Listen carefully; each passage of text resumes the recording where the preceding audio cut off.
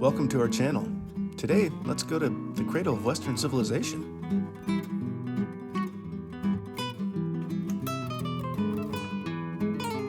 We'll check out some of its famous sights,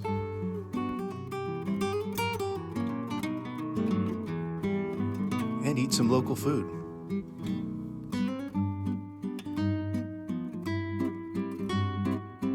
Welcome to Athens.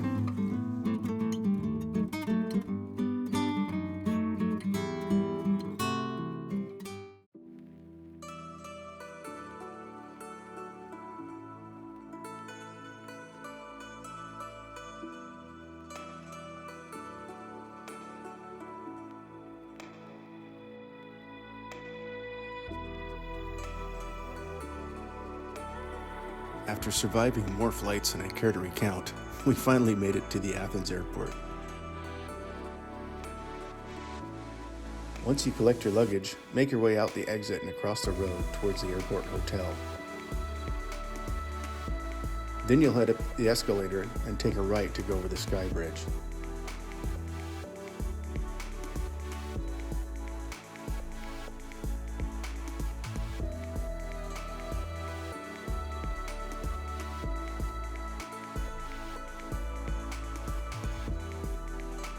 At the end of the sky bridge, you'll arrive at the metro terminal where you'll see several ticket vending machines.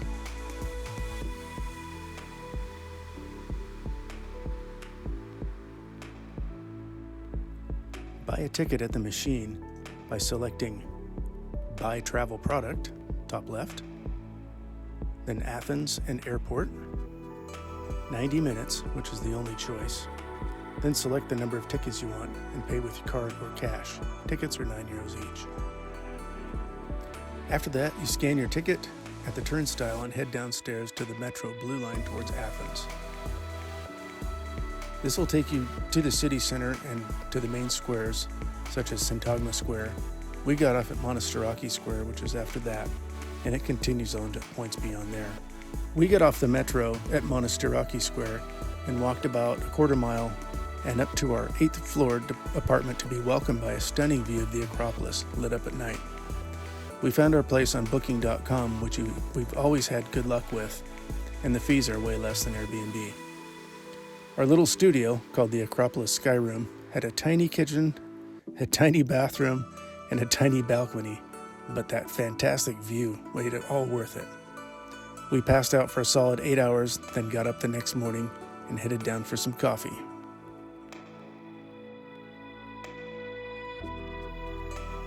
Coffee was at Mocha Coffee Shop, which was less than a block away from our place. We got a bite to eat at Creme Royale, which had a great selection of savory and sweet goodies for breakfast.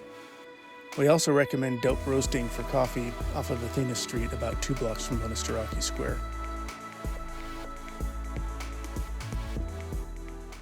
Our apartment was almost across the street from the Central Market, which is famous for its fishmongers.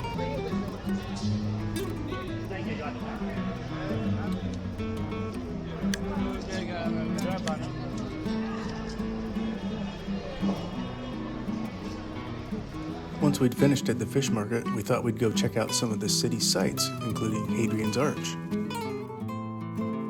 The Temple of Olympian Zeus is located right next to that and took over 600 years to build. When you're walking around the historic area of the city, you can pretty much just stumble onto all sorts of things.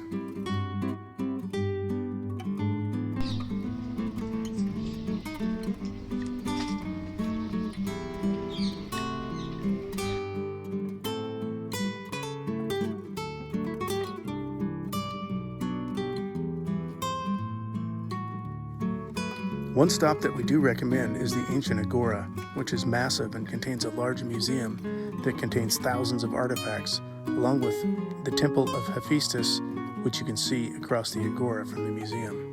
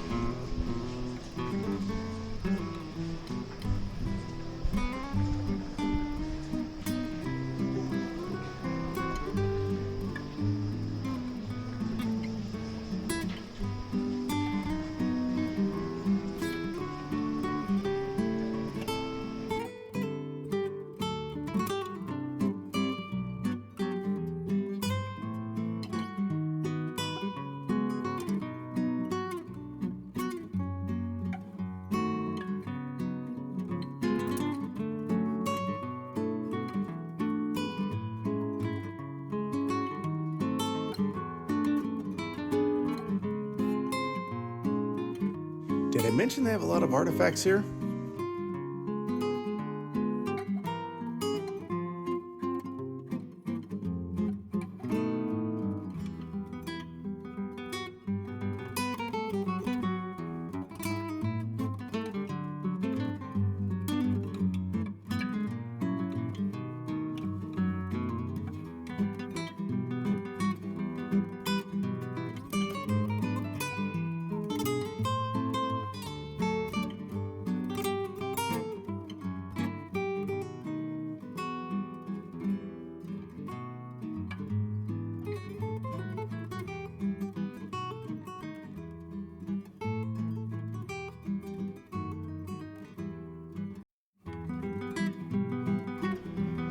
Shopping in Athens is also not discouraged, and the many neighborhoods have everything from outdoor produce markets to souvenirs and all sorts of clothing and designer shops. There's no shortage of fruits and vegetables to be found in this city.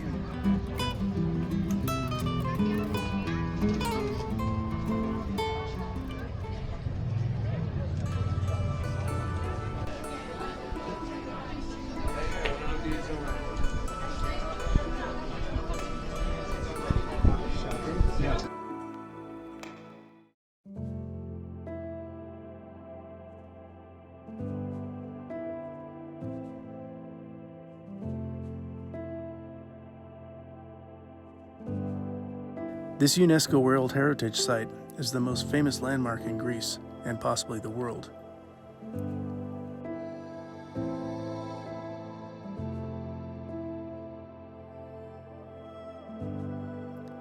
Some of the buildings you see today are not the originals. The original Parthenon was destroyed in 480 BC. During the Golden Age of Athens, from about 460 to 430 BC, a massive building project was initiated by Pericles, and many of the current structures, including the Parthenon that you see today, were built or rebuilt.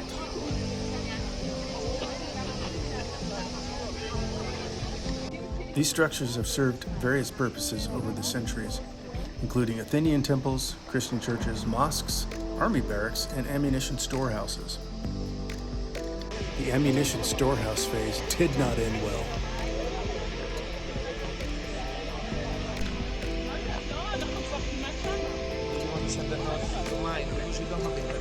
Over 8 million people visited the Acropolis in 2023, so here's a tip.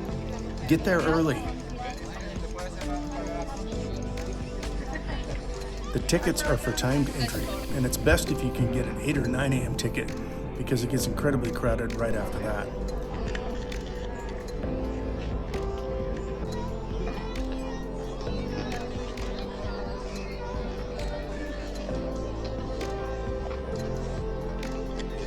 We entered at 9 a.m.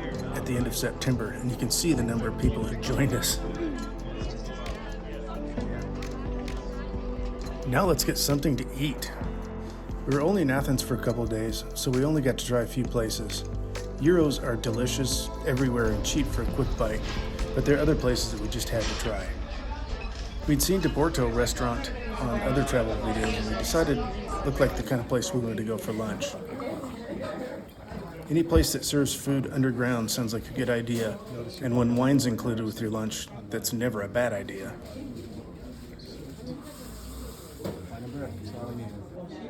So here's our soup. The fish is standard for the main course, but you do have other options. This lunch, with the bucket of wine for 2 of us, was only 25 euros. This place has been serving up traditional Greek food and atmosphere since about 1926.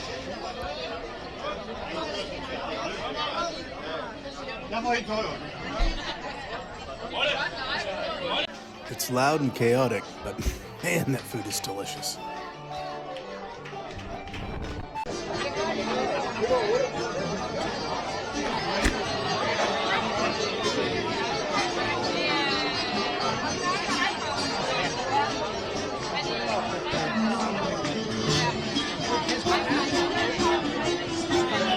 The place is a lot of fun, but it's basically organized chaos. But the food is fantastic.